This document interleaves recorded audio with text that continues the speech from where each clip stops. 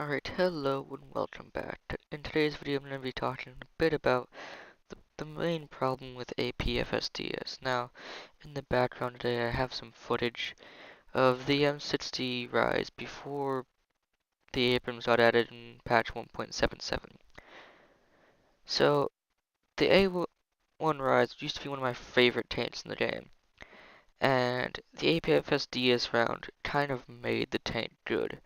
It wasn't able to kill T-64s reliably from the front, but it got the job done. Now, the issue with this now is with tanks like the T-64B and the Abrams, we have a whole new division setup, where now instead of only top tier MBTs facing 7.7 and 9.0, we now have 9.7, 9.3, 9.0 matches. And with tanks like the M60A1 Rise and the Leopard A1A1, we have tanks that can get 7.7 down tiers with APFSDS. Now, I don't have any gameplay of the A1A1 at the moment, but I've been playing the A1A1 more and more recently, and one of the issues I've come across with it is in a down tier, if you did a 7.7 match with the Leopard A1A1 and you have APFSDS, you will dominate the match. You can snipe, you can brawl, you can do everything with that tank. It just does not care about armor. But at the same time, if you did a 9.3 up tier without APFSDS, you're just gonna get slaughtered. Even if you have the Heat FS with the Hesh round, there's just nothing you can do. And as you see right here, I mean, I'm just taking out a T-64A, no problem. But other lower battle rating tanks can't do that.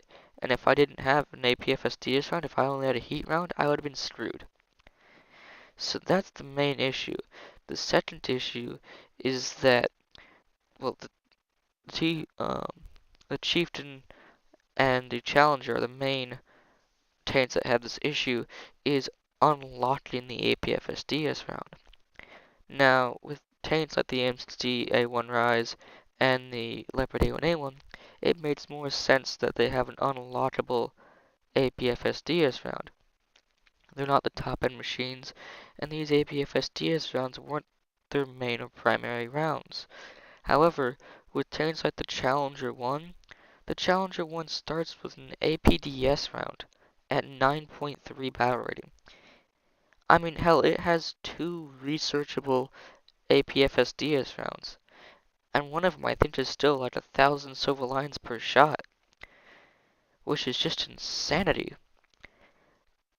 And it wouldn't be so much of a problem, except for the fact that these are really high up tier tanks.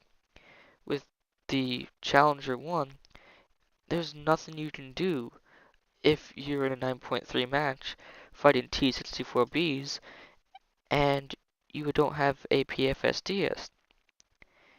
It just doesn't make sense.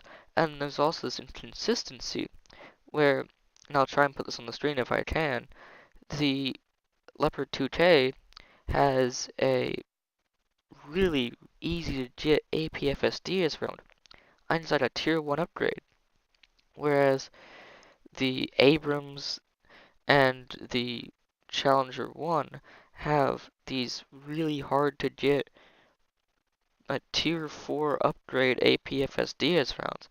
So just this inconsistency within the game about which tanks get APFSDS and which tanks don't. And it really hurts the matchmaking of the game. I mean, while I would say that the Rise in a 1v1 would win against the A1A1 probably 7 times out of 10, in my opinion, I don't believe that its current battle rating is fair, because we're seeing a lot of 8.3s getting down tier to 7.3, but at the same time we are not seeing what we used to see with the Leopard 2K at 8.7 getting down tier. We just don't see that with the M60A1 Rise. I think in my career in War Thunder, I've probably gotten maybe 4 games in a 7.7 tank where there's like one rise on the enemy team. And I don't think it's because the rise is a bad tank, it's just the battle rating currently doesn't fit it. And that's a problem that a lot of tanks right now have, is their battle rating doesn't fit. And there's a whole bunch of talk about compression issues, and I think that's partially true. If we had like a point 0.7 battle rating as the highest up or down you can go, then that would fix a lot of these issues. Because all of a sudden, now you can put the A1 Rise at a lower BR, and it still won't face these 7.7 tanks that don't have APFSDS, and it won't face 9.7 tanks like the upcoming Leopard 2 or the Abrams. But I mean, you know me, I'm just a small YouTuber with 100 subscribers. What do I know? So, I mean, that's my opinion on this. There's a whole bunch of different people that have already talked about this kind of stuff, and I'm just here to put my opinion out there.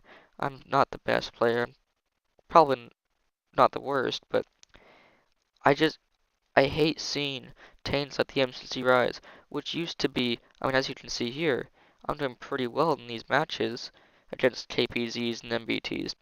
And MBT 70s and KPZs are still potent at top tier, just not like the demolition experts they used to be. But it feels sad seeing so few M60 A1 Rise tanks in the game. I mean, the Leopard A1 is getting spammed out to hell. I mean, and mainly the 8.7 battle rating tanks are the ones that are getting screwed over. I think the Type 74 was on DevBlog. They said it will not face the Abrams. But lo and behold, it's got an 8.7 battle rating, which means it will fight the Abrams. And the Type 74 will destroy by an Abrams every single time.